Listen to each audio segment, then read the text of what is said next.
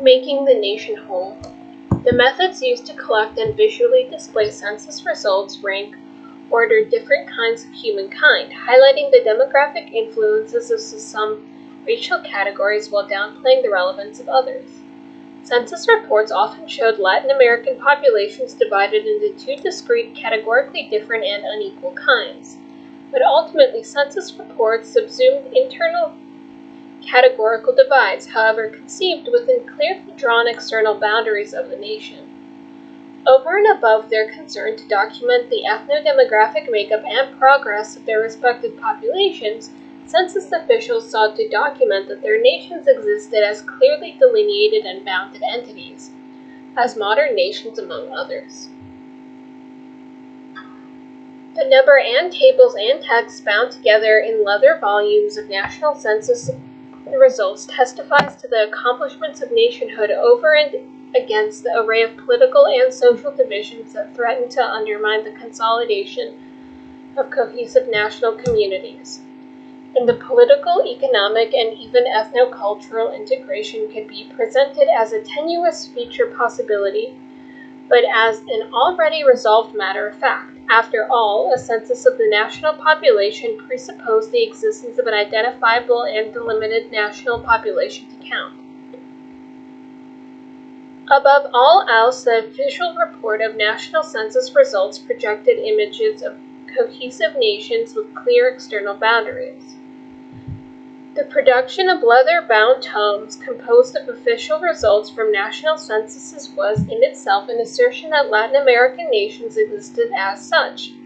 The narrative text and statistical tables contained within, in turn, took the nation as their explicit reference population. At the front of each report was a summary table that described the total population of the nation. Such tables subtly yet forcefully instantiated the existence of a bound national community. Whatever subdivisions were cross-tabulated, they were contained within the neat, solid boundaries of the nation as a whole.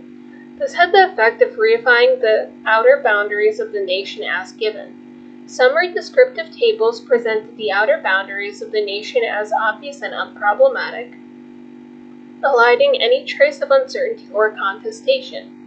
In the guise of mere description, such tables projected a confident image of national coherence and cohesion. The political underpinning of this vision was masked by the presumed neutrality of a simple table presenting presumably objective numerical data. Exceptions to the typical presentation format bring into clear relief how standard summary tables work to make tenuous and contested national boundaries appear unproblematic and self-evident. One example comes from Brazil's first general census taken in 1872, before the final abolition of slavery in 1888 and the transition to a republic in 1889. The first and most prominent table in the 1872 census report described the aggregate numbers and characteristics of the entire free population of the Brazilian Empire. The second table, in turn, described the number and characteristics of the slave population. While it is not surprising that the pre-abolition census would distinguish free persons from slaves, the segregation of results into distinct tables on different pages conveyed the two kinds of population enumerated in the 1872 census did not naturally belong together, and they were not to be mistaken for a single population or nation.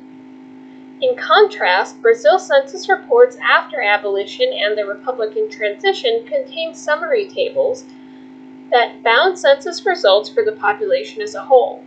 As in the census reports of other Latin American republics, a single unified summary table with clear and solid outer boundaries self-evidently contains the total population, in this case, the Brazilian nation.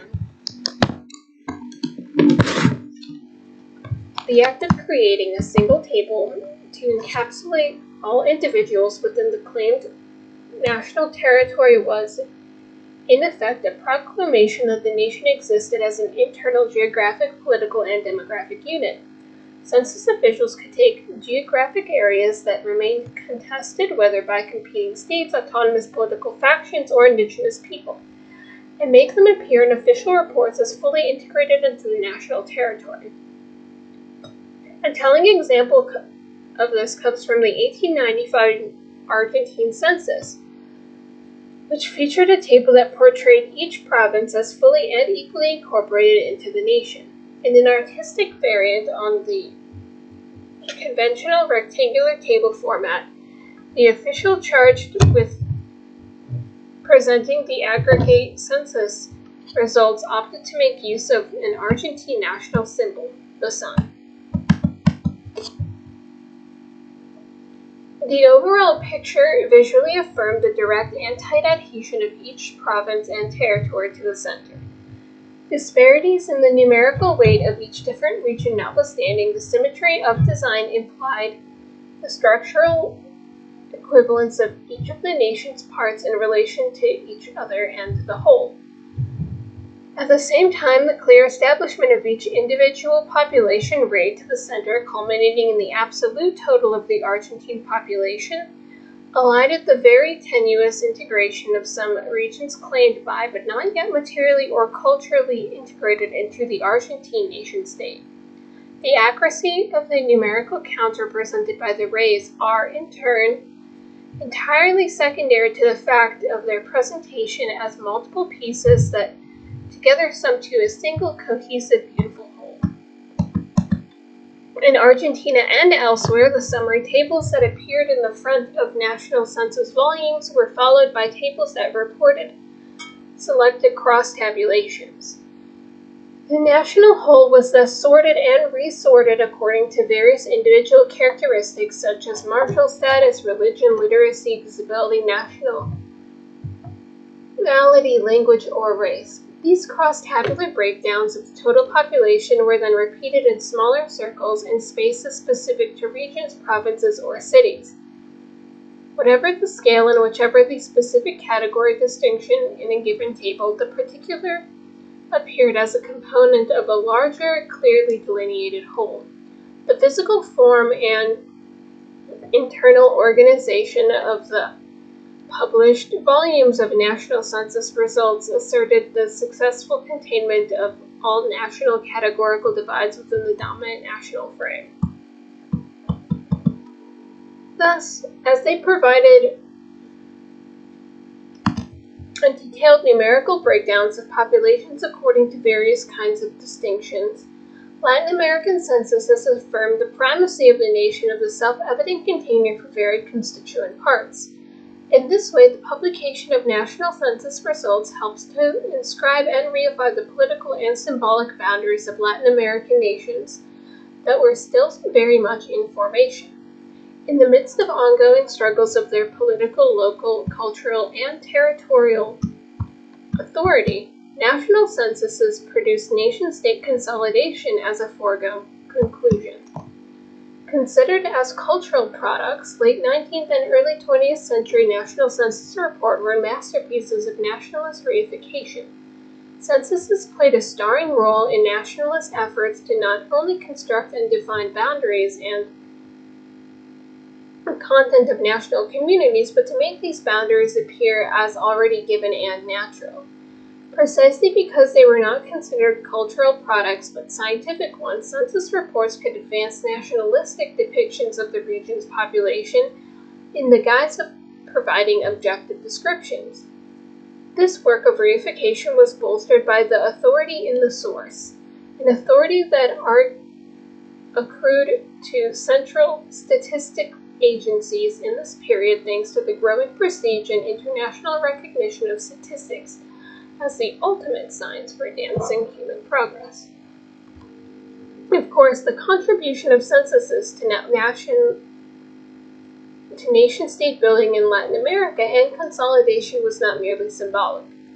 The extraordinary administrative burden entailed in conducting a national census often stimulated the growth of durable state structures and helped to extend the reach and depth of state power. In most countries, the effort involved in physically distributing a census scheduled to local authorities throughout the territory was itself a major feat, as was the coordination of return transport for thousands and thousands of manuscripts in census form, not to mention the labor of tracking down returns from derelict or resistant municipal authorities. All this before manually compiling and distributing results. All these activities tended to enhance the infrastructure capacity of central governments, their ability to govern through societal networks rather than merely ruling over them. Thus, the enormous administrative labor involved in conducting national censuses gradually helped to reduce the gap between the statistical portraits of the Latin American nations as clearly bounded, cohesive units, and much messier and more contentious than they claim to portray. As the 20th century wore on, national censuses continued to testify to the self-evident existence of Latin American nations. Ongoing disputes over territorial boundaries and issues of regional autonomy notwithstanding, Latin America's states gradually became consolidated. Modernizing elites trained their focus on the problem of national development. National censuses came to play an increasingly prominent role in elite public life, confirming and helping to shape political debates over the nation's future. Census officials, for their part, penned reports that focused less on asserting the existence and future promises of their nations and more on identifying measures that revealed how national progress was coming to pass. As they monitored statistics to assess the progress of their nations, the notion of demographic progress that had informed the census officials' work in their first half of the 20th century was called into question on the global scientific and political stage. Beginning in the 1930s and coalescing in the decade after World War II, the very concept of race, together with the array of developmentalist theories that relied on it, came under intense political and scientific scrutiny. Chapter 6 examines how Latin American census officials reconciled the international legitimization of race as a scientific concept and racial improvement as a national ideal, with their continued commitment to the pursuit of national development and progress.